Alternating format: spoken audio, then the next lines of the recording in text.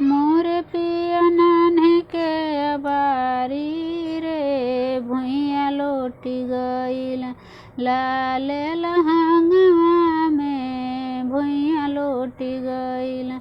काहे खातिर पियावा करवले गवानवा बतिया न बुझे सैया माने ना कहानवा।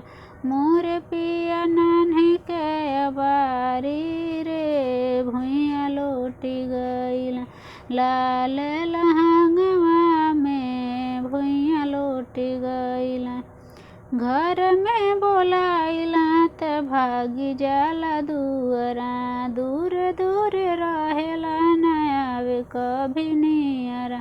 खेता खेती लेके घूमेला लाठी रे भुइया लोटी गईल लाल लहंगवा में भुइया लोटी गईल।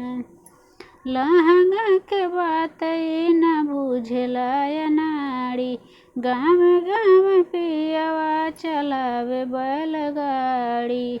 भइल बाबा हेंगवा के नाती रे भुइया लोटी गईल लाल लहंगवा में भुइया लोटी गईल।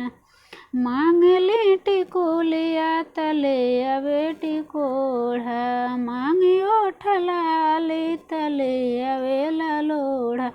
मिलल बा मरद हमके खाटी रे भुइया लोटी गईल लाल लहंगवा में भुइया लोटी गईल। केकरा से कहीं हम दिलवा के बतिया दुखवा में राजा हो बीतेला दिन रतिया।